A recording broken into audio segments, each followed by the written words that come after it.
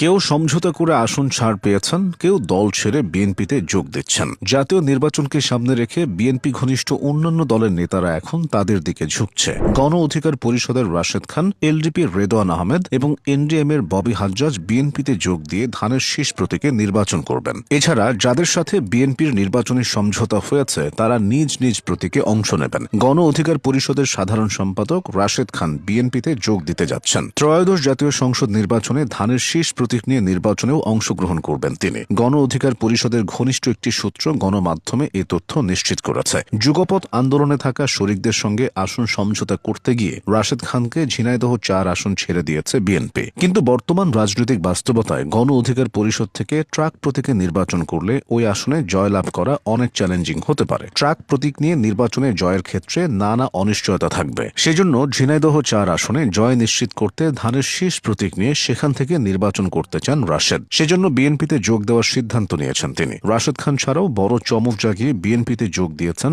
আরও ৩ আলোচিত নেতা। তাদের মধ্যে প্রথমে রয়েছেন লিবারাল ডেমোক্রেটিক পার্টি তথা এলডিপির সাবেক মহাসচিব, সাবেক প্রতিমন্ত্রী ও বীর মুক্তিযোদ্ধা রেদওয়ান আহমেদ। চান্দিনা উপজেলা নিয়ে গঠিত কুমিল্লা ৭ আসনে বিএনপির প্রার্থী হিসেবে ধানের শীষ প্রতীকে রেদওয়ান আহমেদ নির্বাচনে অংশ নেবেন বলে ঘোষণাও দিয়েছে বিএনপি। ব্যবসায়ী রেদওয়ান আহমেদ ১৯৮৬ সালে জাতীয় পার্টি থেকে প্রথম সংসদ সদস্য নির্বাচিত হয়েছিলেন। ১৯৯১ সালে স্বতন্ত্র প্রার্থী হয়ে বিজয়ী হন তিনি। ২০০১ সালে তিনি বিএনপির প্রার্থী হয়ে সংসদ সদস্য নির্বাচিত হওয়ার পর খালেদা জিয়ার সরকারের প্রতিমন্ত্রীর দায়িত্ব পালন করেন। ২০০৬ সালে বিএনপি ছেড়ে যোগ দেন অলি আহমদের দলে। এখন নিজের পুরনো দলে ফিরেছেন তিনি। নিজ দল এনডিএম ছেড়ে বিএনপিতে যোগ দিয়ে ধানের শীষ প্রতীকে নির্বাচন করবেন আরেক আলোচিত রাজনীতিবিদ ববি হাজ্জাজ। তাকে ঢাকা ১৩ আসনে গ্রিন সিগন্যাল দিয়েছে বিএনপি। ববি হাজ্জাজ বিএনপির সমমনা হিসেবে দীর্ঘদিন রাজনীতি করে আসছিলেন। একটা সময় তিনি হুসেইন মোহাম্মদ এরশাদের বিশেষ উপদেষ্টা হিসেবে দায়িত্বে ছিলেন। ২০১৫ সালে ঢাকা উত্তর সিটি কর্পোরেশনের মেয়র নির্বাচনে তিনি স্বতন্ত্র প্রার্থী হন। ২০১৭ সালে তিনি আনুষ্ঠানিকভাবে তার রাজনৈতিক দল